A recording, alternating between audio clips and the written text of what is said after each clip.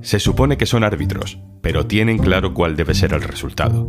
Se supone que son imparciales, pero mueven sus piezas para buscar huecos en la defensa del enemigo. Soy Juan Luis Sánchez. Hoy en Un Tema al Día.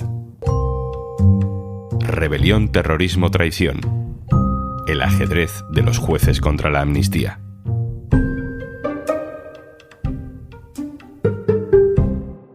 Una cosa antes de empezar. Ahora al hacerte socio del diario.es te regalamos 1 año de Podimo. Sí, has oído bien, 1 año. Y además podrás escuchar Un Tema al Día sin publicidad. Entra en eldiario.es/Podimo y hazte socio. Publicamos este capítulo en el día en el que la ley de amnistía se aprueba en el Congreso. Eso no significa que vaya a entrar en vigor inmediatamente. Primero, porque tiene que pasar por el Senado y ahí el PP puede trabarla bastante. Y segundo, porque puede que el texto no esté cerrado del todo. Hay abierta una lucha por la letra pequeña entre los partidos que promulgan la ley y los jueces que la quieren boicotear. Es como una partida de ajedrez o de ping-pong o de 4 en raya. Elige la metáfora que más te guste. La cosa es que el árbitro se ha puesto a jugar. En vez de hacer justicia, algunos jueces participan en la partida contra el gobierno. Su misión ya no es juzgar con las leyes que haya, sino encontrar la manera de juzgar a los independentistas a pesar de las leyes que haya. Buscando los huecos, forzando la situación, buscando acusaciones que no estén previstas en la ley de amnistía. Rebelión, pues rebelión. Terrorismo, pues terrorismo. Traición, puede que también. Ignacio Escolar, director del diario.es. Hola. ¿Qué tal? ¿Cómo estás? Vamos por parte, vamos al principio porque este intento de forzar la interpretación de los hechos se da prácticamente desde los inicios del juicio al procés. Recordemos que a los líderes independentistas se les intentó juzgar por rebelión. Así es, aquella primera querella que la hizo el que era entonces fiscal general del Estado, Maza, era por rebelión. Y en el propio texto de la querella, el propio fiscal general decía que era importante que el juicio no se celebrara en Cataluña, porque decía que los partidos independentistas podían condicionar a los jueces o intentar presionarlos, y que por eso era importante llevárselo a Madrid. ¿Cómo se hizo? Pues en parte forzando la acusación. Una rebelión en el Código Penal es un alzamiento militar, es un alzamiento violento, armado.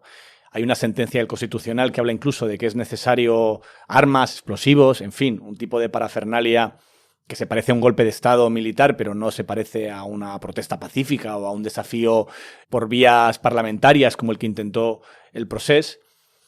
Pero claro, llamar a aquello rebelión fue muy útil porque sirvió para llevarse el juicio al Tribunal Supremo y a la Audiencia Nacional, a Madrid. Finalmente la condena fue por sedición, como todo el mundo recuerda. La sedición hasta el año 2017 tampoco se juzgaba en el Tribunal Supremo ni en la Audiencia Nacional.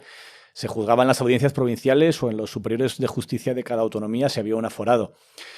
También en el 2017 se cambió el criterio para que también la sedición se fuera a Madrid. En la versión original de la ley de amnistía, Ignacio, que al final no deja de ser un intento de borrón y cuenta nueva sobre todo lo que pasó en el procés, se dejaba fuera los delitos de terrorismo. ¿Por qué? Cuando empiezan a negociar sobre la amnistía a los partidos, nadie contaba con un delito de terrorismo. Porque en el proceso pasaron muchas cosas muy graves. Hubo malversación, hubo desobediencia grave al Tribunal Constitucional, hubo incumplimiento de la Constitución, sin ninguna duda. Pero lo que no hubo fue terrorismo. De la misma manera que tampoco hubo robo de ganado o piratería en alta mar. Por eso, en los primeros papeles que intercambiaron los partidos antes de llegar al Congreso para hablar de la ley de amnistía, no contemplaban esa posibilidad. Pero de repente, en medio de la negociación, el juez García Castellón decide imputar por terrorismo a 2 de los principales líderes de Esquerra y de Junts, a Carles Puigdemont y a Marta Rovira. Digamos entonces que el juez lee los primeros borradores o las primeras filtraciones que se publican de cómo va a ser la ley, identifica lo que falta, lo que no hay en la ley y por ahí quiere colar su acusación, como sea, ¿no? Es una interpretación justa, lo podemos interpretar así, porque el caso que usa para esto, el de las protestas del movimiento social independentista, de Tsunami, lo tenía ya en la mesa hace muchísimo tiempo y no le había prestado mucha atención. El caso llevaba 4 años en investigación y quien más desmonta los argumentos del juez es el propio fiscal anticorrupción, la Fiscalía Anticorrupción, que está personada y que lo que dice es: aquí no hay ninguna prueba nueva, no hay ninguna diligencia nueva, no hay ningún indicio nuevo, no hay ninguna razón para que de repente descubras que el supuesto señor X del Tsunami Democratic, que era una plataforma en internet, acordaos, para organizar manifestaciones espontáneas y no convocadas y de esa manera generar un mayor impacto público, y que hicieron básicamente 4 cosas: cortar la AP7, protestar en los accesos del aeropuerto del Prat, soltar globos en el Camp Nou y hacer una protesta contra la Junta Electoral Central. Eso es todo lo que hicieron. O sea, no hubo más cosas convocadas por Tsunami. Pero después de 4 años investigando, justo en mitad de la negociación de amnistía, y de ahí es la sospecha, de repente el juez descubre, bajo su criterio, que hay indicios contra Carles Puigdemont y contra Marta Rovira. Algo que era una causa que llevaba a un ritmo súper despacio durante años y años, de repente se convierte en una trama en la que aparece cada día un indicio nuevo, un procesado nuevo, un delito nuevo, en fin. Es todo bastante disparatado. ¿Y cuáles son los indicios o los hechos, Ignacio, que justificarían una acusación por terrorismo? Pues mira, básicamente los indicios en los cuales sujeta el terrorismo es, en un primer momento, en noviembre dice que ha aparecido una víctima de terrorismo. Resulta que una persona, un turista francés, se murió de un infarto durante las protestas del Prat en el aeropuerto. Le dio un infarto, tuvo que ser trasladado al hospital y murió en el hospital. Aquel caso ya se juzgó hace 4 años. Esa muerte se investigó en un juzgado y el juzgado, después de hablar con el servicio de emergencias, que le contó que no hubo un problema para poder atenderle, y después de mirar el parte médico y después de mirar todo el caso al completo, pues sentenció, archivó el caso diciendo que aquello era una muerte natural. Pero de repente el juez García Castellón le vuelve a reabrir este tema en uno de sus autos, dice que hay que investigar otra vez la causa de la muerte, dice que hay que pedirle a la familia del fallecido si se quiere personar como víctimas del terrorismo, en fin, hace una cosa un poco disparatada. Y luego la segunda cuestión que hace el juez García Castellón para justificar el terrorismo es acusarles de terrorismo porque en una de las manifestaciones de 2019 hubo lanzamiento de objetos a la policía. Hubo una piedra, una pedrada, un adoquín, algo que impactó en la cabeza de uno de los antidisturbios, que tuvo que después ser atendido y tuvo secuelas y tuvo una serie de problemas. Esto lamentablemente pasa en un montón de manifestaciones en España y nunca se considera terrorismo. Esto el juez lo considera un indicio de terrorismo, pero es que además culpabiliza a Tsunami, que no es la entidad que convocó esa manifestación. Es decir, aprovecha unos heridos en una manifestación distinta, convocadas por el independentismo, pero no por Tsunami, ni por Puigdemont, ni por Marta Rovira, ni por Esquerra, ni por Junts, para toda la organización de Tsunami hacerles culpables de aquel supuesto atentado contra el policía. Y esta no es la manera habitual de actuar de los jueces, ¿no? Normalmente los jueces dicen, mira, independientemente de lo que yo piense, esto es lo que dice la ley y esto es lo que hay, así tengo que juzgarlo. Pero en este caso hay jueces que quieren evitar la aplicación de la ley. Y eso está forzando además a los partidos a hacer cambios en la ley pensando no en la justicia en general, sino en esos jueces que se posicionan en contra de la ley. Es todo muy extraño. Bueno, García Castellón, todos los pasos los está dando en unos ritmos muy curiosos, ¿no? Porque el primer movimiento es en noviembre, cuando a mitad de la negociación dice: aquí hay terrorismo porque fíjate que tenemos una víctima de terrorismo, y hace más indicios, pero el fundamental es la víctima de terrorismo por infarto. A raíz de eso, los partidos deciden incluir el terrorismo en las causas de la amnistía y ponen una línea roja. Dicen, bueno, solo se puede amnistiar aquellos casos que no están sentenciados ni juzgados, pero no aquellos que tienen sentencia firme. Claro, esto tiene un problema, que es una manera de rodear o de evitar la investigación de García Castellón, pero que deja un agujero de constitucionalidad a la ley, porque es un criterio un poco extraño, ¿no? ¿Por qué alguien que tiene juicio ya hecho no se le amnistía y alguien que no se le ha hecho un juicio sí, por los mismos hechos, ¿no? Ante mismos hechos, distinto resultado?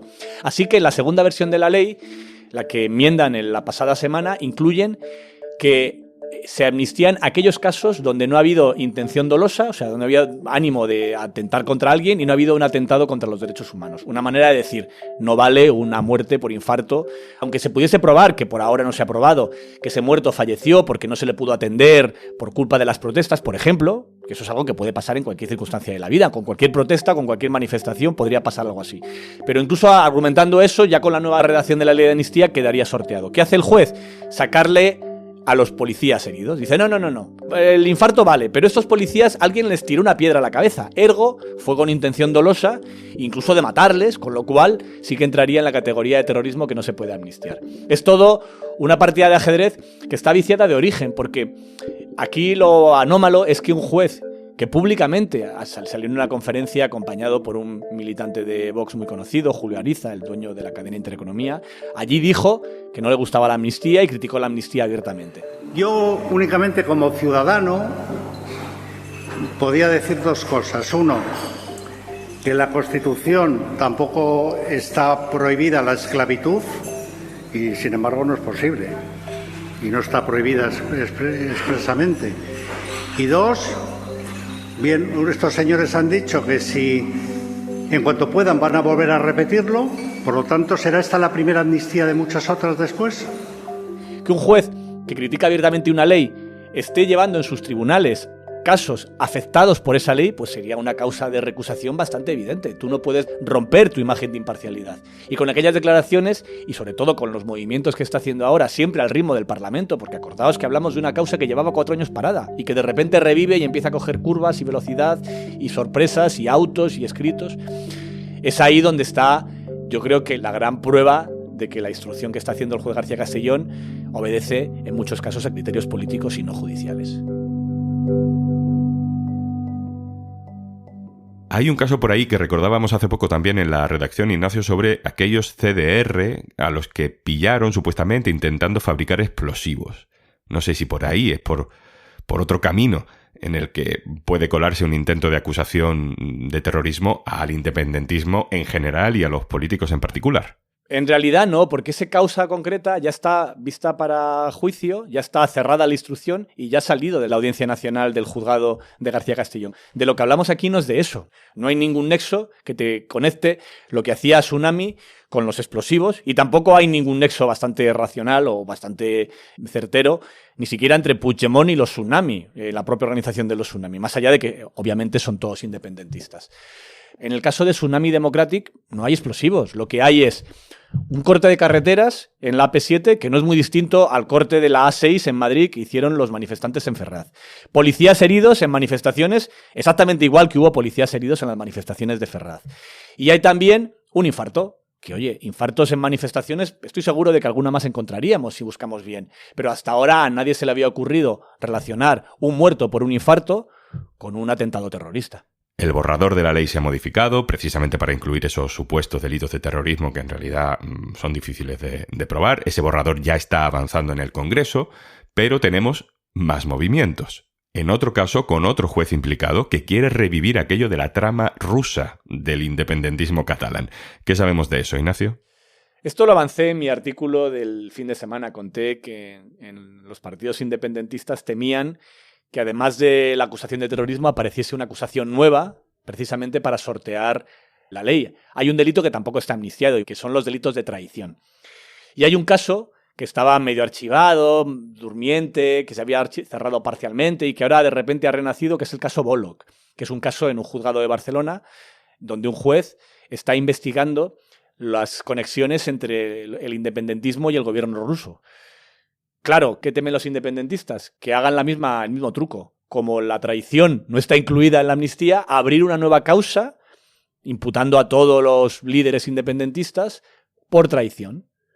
Y que de esa manera se encuentre otro fleco del que poder seguir persiguiendo a Puigdemont a pesar de la decisión del Parlamento de dejar de hacerlo. ¿Qué indicios hay de que el gobierno de Cataluña hubiera conspirado contra España con el gobierno de Putin? Pues aún no se conoce el auto, pero desde luego hubo contactos, está bastante demostrado que hubo contactos entre el gobierno ruso y los independentistas, pero de ahí a cosas como se han llegado a publicar, de que Rusia comprometió un ejército o el apoyo. Bueno, la realidad es que hubo un intento de independentismo y los rusos ni mandaron aviones, ni ejércitos, ni barcos, ni tanques. Es decir, que todo esto se basa en hipótesis que la realidad, lo que sabemos, porque está en la historia, es que nunca se cumplieron. Ni hubo atentados, ni hubo barcos rusos, ni hubo... Sí, claro que hubo un movimiento independentista, claro que hubo ilegalidades, claro que hubo delitos, pero son delitos muy distintos a la traición y al terrorismo. Ignacio, la última. Igual que está mutando la voluntad de los jueces en función de lo que dice la ley, ¿Crees que veremos más mutaciones en la ley para adaptarse a lo que vayan haciendo los jueces? Pues esto es una de las cuestiones con las que arranca la semana, porque desde el mundo independentista quieren volver a cambiar la ley para blindarla todavía más y evitarse ese tipo de sustos a futuro, y desde el Partido Socialista se resiste mucho a ello. Lo que argumentan en el Partido Socialista es, a ver, no podemos evitar que salgan investigaciones de este tipo, van a pasar, igual que antes acusaban de rebelión y luego no era rebelión, esto no está en nuestras manos. Lo que sí está en nuestras manos es hacer una ley que a lo mejor no va a cubrir al 100% de los independentistas, va a cubrir al 90 y tantos %, y que luego estamos seguros, dicen desde el PSOE, que cuando vaya avanzando la causa y vaya siendo evidente que no hay material real para acusar de terrorismo a nadie, pues eso caerá por su propio peso. Lo que pasa es que eso los independentistas no se acaban de fiar, ¿no? Porque aquí la diferencia también es que desde el PSOE dicen que existen algunos jueces que están intentando forzar un poco la máquina, pero que luego la maquinaria de recursos y de resoluciones posteriores y de revisiones de las sentencias evitará que esto vaya a mayores. En el lado independentista no tienen confianza ni en el Supremo ni en el Constitucional, no se fían, y por eso quieren dejarlo todo cerrado en la propia ley. Ignacio Escolar, director del diario.es. Gracias. Gracias a ti, Juanlu. Y antes de marcharnos... Aburrirse en Podimo está prohibido, y últimamente, entre tantos estrenos, hemos pensado en que ibas a necesitar bastante tiempo para descubrir todo nuestro contenido exclusivo. Así que hemos dicho 1 año, y eso es lo que te regalamos si te haces socio o socia del diario.es en eldiario.es/Podimo. Esto es Un Tema al Día, el podcast del diario.es. Si te gusta lo que hacemos, necesitamos tu apoyo. Hazte socio, hazte socia del diario.es en eldiario.es/socio. El podcast lo producen Carmen Ibáñez, Marcos García Santonja e Izaskun Pérez. El montaje es de Pedro Nogales. Yo soy Juanlu Sánchez. Mañana, otro tema.